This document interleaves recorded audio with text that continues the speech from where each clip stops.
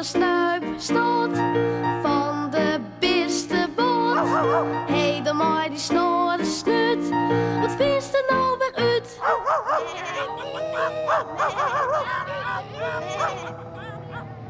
Wat vaat daar, door de grote stad? Het is de beste boot. Maar professor Snoert, Romke de Mal, Pieter Patat, Titus Trompet en Vetje Vieter. Ze gaan krekt onder een brege trog. Joert maar Vetje Vieter het roer vasthouden. Het gaat maar best. Waar vallen wij Joert heen, professor? Ja, dat is een goede vraag, Vetje. Ho.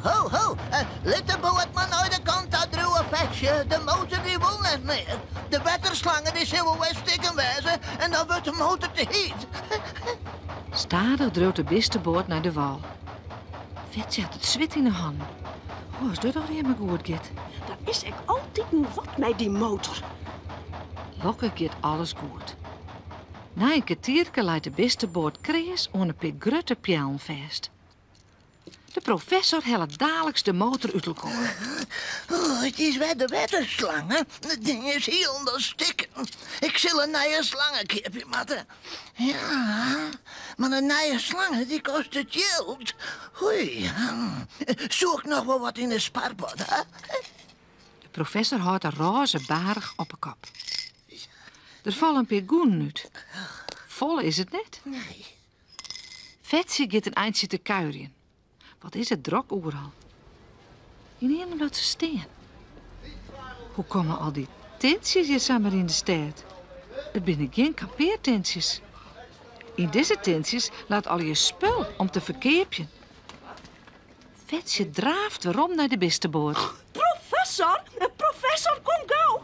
Ik ga alle je tintjes zien. De kist van alles keepje. Wat zou dat wezen, professor? Het is geen camping, hè? Tintjes. En van alles te keep. Ja, nou. Oh, maar ik weet het al, Vetje. Dat binnen kremkes. Zo nemen ze dat. En het is jou het merk. Kremkes binnen kreklietse winkeltjes boeten door. Ja, wacht eens even. Merk? Dat komt goed uit. Misschien kan ik daar wel een nieuwe waterslangen voor de motorkeepje. Kist op zijn merk en kleenkeepje en lapjes en kraaltjes en strikjes en Ja, squat. nee, zeker, Vetje. Dat kan alle keer. En bloemen, en vis, en cheese, en patat, Maar Vetje harkt het al net meer. Ze docht de beurs hiepen en houdt het ding op een kop. Er vallen een tientje, 2 kwartjes en een dubbeltje uit.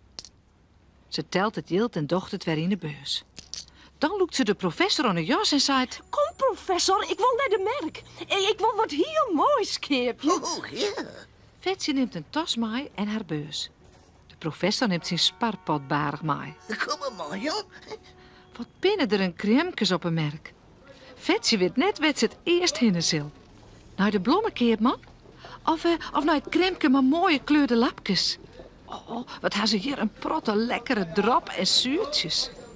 Ze rent verder. Zo nou en dan roept een keepman of keepvrouw hier loet.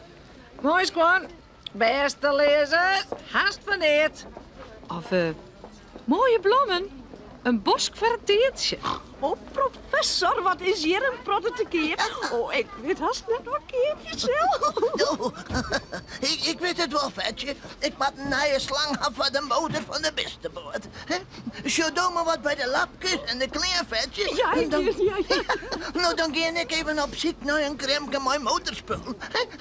Oer en oerke, dan zorg ik die wel weg bij het patattentje. Ja. Zo daar. Vetje vindt het wel goed. Nog is er restig alles bezet. Bij een kremke met sieraden bloot ze steen. In een grote bak lezen al die mooie rinkjes en jermbanden. Het rinkje met een vogel vindt ze het meest. Ze maakt wel even passen, zei de verkeerper. Wat is dat mooi. Wat wil ik graag dat rinkje. 8 goenen kost het. Nou, dat had ik nog wel. Ze jouwt de man het tientje. Ze krijgt 2 goenen weerom en docht alles weer weerom in de beurs. Zo nou en dan schucht ze naar het rinkje onder haar pootje. Oh, wat lijkt dat deftig. Wacht, Ze zijn lekkere lollieskeepje van de orenbisten van de beste boord. Vetje ziet het kremke maar snoppersgoed. En de professor? Waar zou de professor uithingen? En zou er wel een wetterslang vinden kennen? Morgen weten we meer.